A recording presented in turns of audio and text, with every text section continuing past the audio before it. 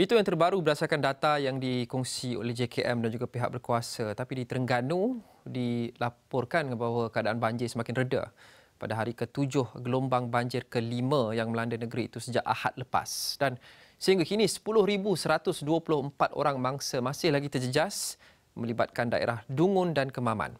Sebanyak 2,566 keluarga itu juga masih berada di 50 buah pusat pemindahan sementara atau PPS di dua daerah berkenaan. Kemaman yang sebelum ini merekodkan jumlah mangsa melebihi 10,000 orang telah menunjukkan penurunan. Sehingga kini seramai 7,897 mangsa yang terjejas.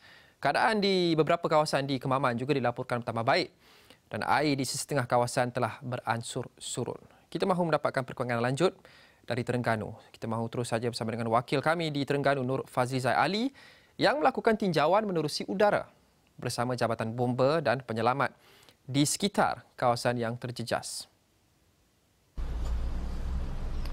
Terima kasih rakan setugas di Kuala Lumpur. Sebentar tadi saya baru saja selesai melakukan tinjauan udara di kawasan-kawasan yang terjejas banjir, khususnya di daerah Kemaman ini, di mana saya bersama juru kamera Yusuf Muhammad Ali berpeluang mengikuti pasukan bomba dan penyelamat untuk melakukan tinjauan melalui helikopter milik jabatan itu. Dan bersama saya dalam tinjauan itu adalah Ketua Pengarah Bomba iaitu Datuk Seri Muhammad Hamdan Wahid dan juga Pengarah Bomba Terengganu Muhammad Hilman Abdul Rashid, di mana pemantauan pada hari ini memfokuskan kawasan-kawasan yang terjejas seperti di daerah Kemaman ketika ini, di mana pada gelombang yang melanda kali ini lebih 10,000 mangsa telah terjejas melibatkan daerah itu saja. Dan hasil pemerhatian daripada ruang udara, saya mendapati masih banyak lagi kawasan-kawasan khususnya di pendalaman daerah Kemaman ini masih lagi dilanda banjir dan juga digenangi air. Melalui pandangan udara ini juga yang dilihat bagaikan lautan pulau kecil, dan di mana ada rumah hanya kelihatan bumbu-bumbu rumah yang masih kelihatan digenangi air. Dan begitu juga dengan kawasan di sekitar Bandar Cukai ketika ini, ianya masih lagi terkepung dengan air. Walaupun air mula surut, namun laluan untuk ke Kampung Pekalang Pandan, Bukit Mentok dan Tempurung masih lagi dinaiki air. Ketika ini lebih 11,000 penduduk di Terengganu ini masih lagi terjejas akibat banjir.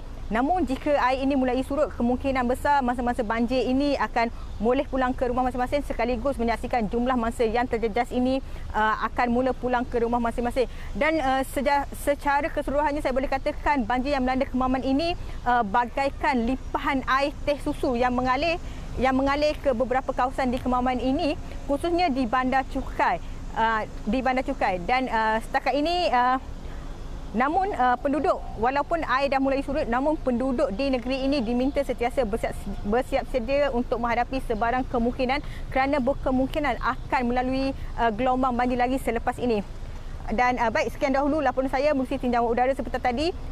Kita kembali bersama rakan setugas di Kuala Lumpur.